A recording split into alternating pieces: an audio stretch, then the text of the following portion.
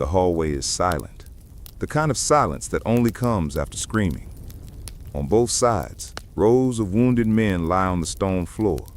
The air is thick with sweat, blood, and something worse, hopelessness. Somewhere outside, cannons rumble in the distance. Inside, rats scurry between unmoving boots. A door opens. A slim woman steps into the darkness, holding a small oil lamp. Its circle of light is weak, but to the men watching her move from bed to bed, it might as well be the sun. She bends down. She whispers a few words. She adjusts a bandage with steady hands. A soldier reaches out just to touch the hem of her dress, because in this place of death, she has become a living symbol of something they almost forgot existed. Care. She is not a general, not a politician, not a queen. Yet here in this filthy barracks turned hospital, she is fighting a war of her own. One fought not with weapons, but with soap, statistics, and stubbornness. Who was this woman who walked alone through corridors of suffering night after night? And how did her quiet rebellion change the way every one of us is treated in hospitals today? This is the story of Florence Nightingale, the lamp that lit the darkness. You're watching The Untold Spirit. To understand Florence Nightingale, we need to start far from the battlefield. Picture England in the early 1800s, rolling green estates, stiff social rules, a world divided sharply between those who have almost everything and those who have almost nothing. Florence is born into privilege. Her family is wealthy, educated, and well-connected. She grows up in large country houses surrounded by books, tutors, and expectations. From the outside, it looks like the perfect life. Young women of her class are supposed to marry well, host dinners, play music, maybe dabble in charity from a safe distance. They're not supposed to work. They're definitely not supposed to touch the sick, the poor, or the dying. But Florence is not like most young women of her time. As a child, she visits the cottages of sick villagers on her family's land. She listens to them. She helps when she can. She sees the fear in their eyes when illness enters a home with no doctor, no clean water, and no hope. Around her, the world of medicine is a harsh place. Hospitals are often dirty, overcrowded, and dangerous. Infection is barely understood. Surgery is done without proper cleanliness. Many people believe that disease is just fate or punishment, something sent by God beyond human control. And nurses, in many places, that word is almost an insult. Nursing is seen as low-class work. Untrained, sometimes drunk attendants watch over patients in noisy, unsanitary wards. Respectable families did not let their daughters anywhere near that world. But Florence feels something calling her. As a teenager, she writes in her diary that she believes God is speaking to her, not in mysterious visions, but in the simple, powerful sense of duty. She feels called to serve the sick, to ease suffering, to do more than arrange flowers on a wealthy dining table. This idea horrifies her parents. When Florence tells them she wants to be a nurse, they react with shock and anger. For them, this is like saying she wants to throw away her status and step into the gutter. They fear gossip. They fear scandal. They fear losing their daughter to a world they do not understand. For years, Florence lives in a quiet war with her own family. On the surface, she is the obedient daughter, attending social events, playing the role expected of her. In private, she studies. She reads medical reports, statistics, and anything she can find about hospitals across Europe. When she is finally allowed to travel, she visits institutions in other countries, places run by religious sisters and reformers who take nursing seriously. She watches, she listens, she learns. Slowly, in the shadows of a rigid society, she is building something dangerous: knowledge, purpose, and a plan.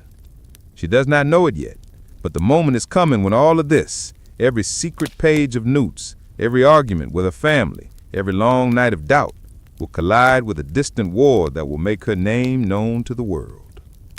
Around the early 1500s, Europe is drawn into a brutal conflict in a region called Crimea, near the Black Sea. The British Army joins its allies to fight the Russian Empire. The fighting is fierce, but for many soldiers, the greatest danger is not bullets, it's disease, infection, and neglect. News begins to filter back to Britain, not just about battles, but about the hospitals. Picture this: a crumbling building overlooking the sea, a military hospital packed far beyond what it was built to hold. Wounded men lining on the floor because there are no beds, soiled bandages reused, little clean water, rotten food, excrement and blood soaking through clothes and straw. Infection spread like wildfire. More soldiers are dying from sickness than from combat. Reporters and observers send back horrifying descriptions. The British public, proud of its army and empire, is outraged and ashamed. How can this be happening to their own men? In London, powerful people are searching for a solution, and they think of Florence Nightingale. By this point, Florence has quietly carved out a small but serious reputation. She has run a hospital for gentlewomen in London with discipline and efficiency. She has made contacts in government. Some officials respect her intelligence and her refusal to accept "that's just how it is" as an answer. So, one day, Florence receives a proposal. Would she be willing to lead a team of nurses to the war hospitals in the Crimea? On paper, this might sound like a dream come true. It is the chance she has been waiting for, to put her skills and beliefs into action on a grand scale.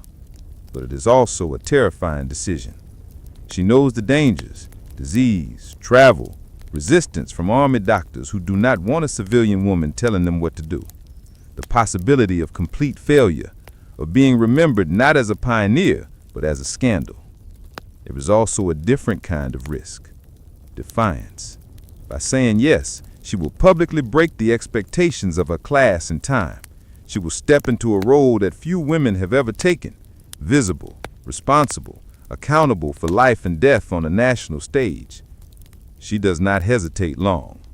She accepts. She gathers a group of nurses, some trained, some volunteers, and heads to the main British hospital near the front lines in a place called Saqqari, across the water from Constantinople. When she arrives, the reality is worse than anyone had told her. Imagine stepping through those doors. The corridors are jammed with stretchers and makeshift beds. The stench hits like a physical blow. Sewers run under the building and in places seeps into the walls. Vermin crawl in the corners.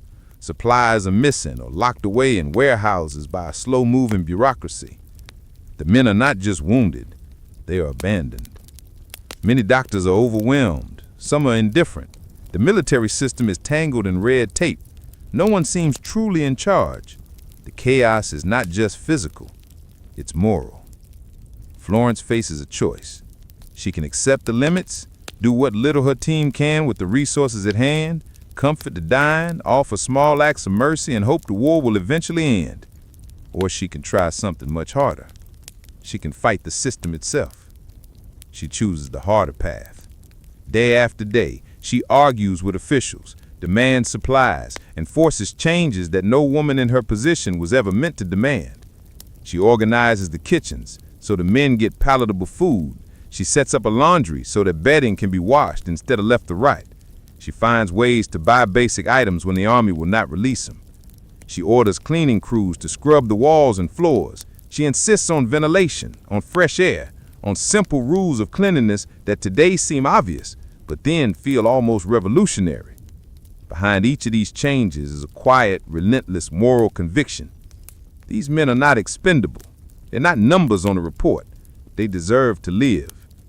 At night, when the official work is done, she does something even more radical. She walks. Lamp in hand, she walks the wards, checking on each man. Sometimes she simply stands beside them as they sleep. Sometimes she writes a letter home for someone who will never see his family again. In a place where death feels anonymous and mass-produced, she makes it personal. The soldiers begin to talk. They call her the lady with the lamp. They say that just seeing her move through the darkness makes them feel less alone.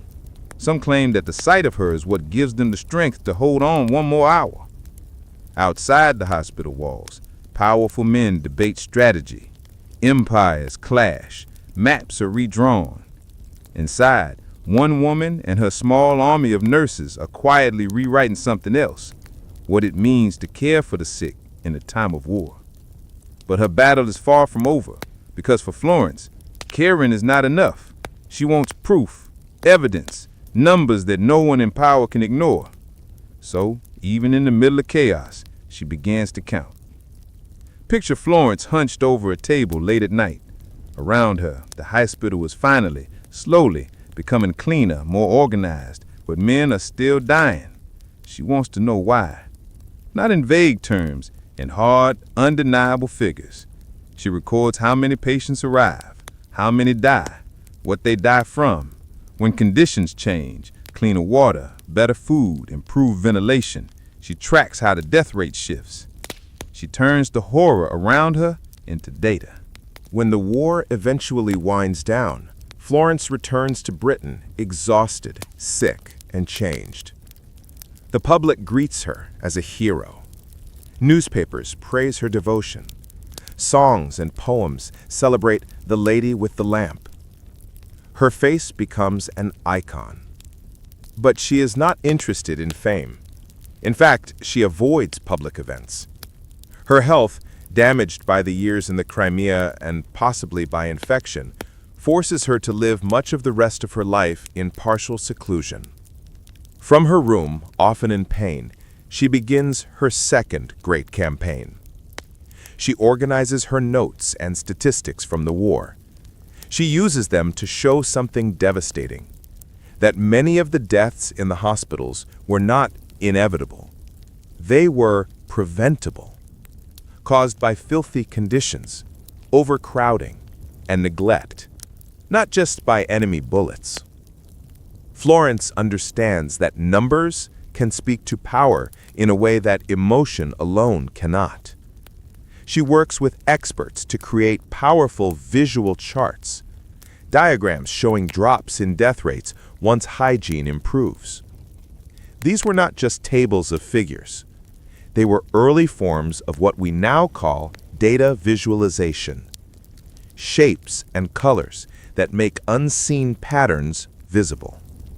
She sends reports to government officials. She pushes for an official investigation into the Army's medical systems. She gives careful, detailed recommendations on sanitation, hospital design, and soldier health. And slowly, the unthinkable happens. The system listens. Reforms begin in military hospitals. New standards are drawn up for cleanliness, ventilation, and organization. The idea takes hold that preventing disease is as important as treating wounds. At the same time, Florence turns her attention to something else, the profession of nursing itself. If nurses could save lives in war, what could they do in peace?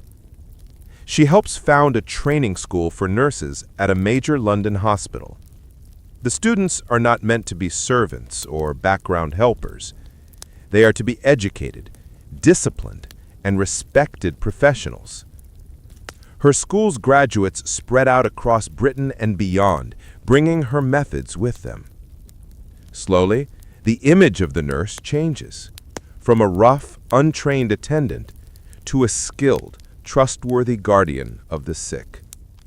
All of this has a cost. She pays it in private. Years of illness leave her largely confined indoors. She struggles with exhaustion and chronic pain. She wrestles with the weight of being turned into a symbol, loved by the public, but sometimes misunderstood, copied, or even resisted by those in power. She could have stepped back, enjoyed the status she had earned, let others carry on the work. Instead, deep into her later years, she continues to write, advise, and push for better hospitals, better sanitation, better training for those who care for the vulnerable. Her battlefield is no longer a blood-soaked barracks in a foreign land. It is a desk covered with papers, letters, and reports. But the war is the same. It is a war against preventable suffering, against the idea that the poor, the sick, and the wounded are simply the cost of doing business in a harsh world. Because of that war, the way patients are treated around the globe starts to shift. Clean wards, fresh air, trained nurses, record keeping, prevention, not just reaction. These ideas may seem basic now. In Florence Nightingale's time, they were revolutionary. Today, we think we know Florence Nightingale. We see the soft image of a woman in a long dress holding a lamp, a gentle angel of mercy, moving quietly among the beds of grateful soldiers. But that picture, while not exactly wrong, is incomplete. It hides the fighter. It hides the woman who argued with generals and took on bureaucracies, who refused to accept this is how it's always been while men died in filthy corridors. It hides the mathematician who turned grief into charts, who used data as a weapon against indifference. It also hides the cost. The long years of illness, the isolation, the strain of being celebrated in public while wrestling with doubt and pain in private. Why does this side of Florence's story fade into the background? Maybe because it's easier to celebrate kindness than to confront the systems that make kindness necessary. It's comforting to picture a single glowing lamp in the night. It's harder to talk about the paperwork, the arguments, the endless push to change institutions that resist being changed. But that's exactly where the spirit of her story lives. In the decision to walk into places others avoid. In the choice to see suffering not as fate, but as a problem to be solved. In the courage to fight with compassion and evidence, even when your own body is failing you. When you walk into a modern hospital, when you see clean floors, trained nurses, organized records, basic standards of care, you are walking in the long shadow of a woman who refused to look away. Her legacy is not just in the image of a lamp in the darkness. It is in every quiet act of care done with skill and dignity. Every nurse who holds a hand at 3 a.m., every healthcare worker who checks the numbers, questions the system, and says, "We can do better than this." That is the untold spirit at the heart of Florence Nightingale's life. Not a passive angel, but a relentless reformer, a woman who turned compassion into strategy and empathy into action. Her story reminds us that some of the greatest revolutions in history do not happen on battlefields or in parliaments. They happen in wards and clinics, in spreadsheets and reports, in the simple, stubborn belief that no life is disposable. Thank you for joining us on this journey into the past. If you'd like to hear more stories of hidden courage, moral conflict, and the quiet people who changed our world, subscribe to The Untold Spirit and turn on notifications so you don't miss the next Untold Story.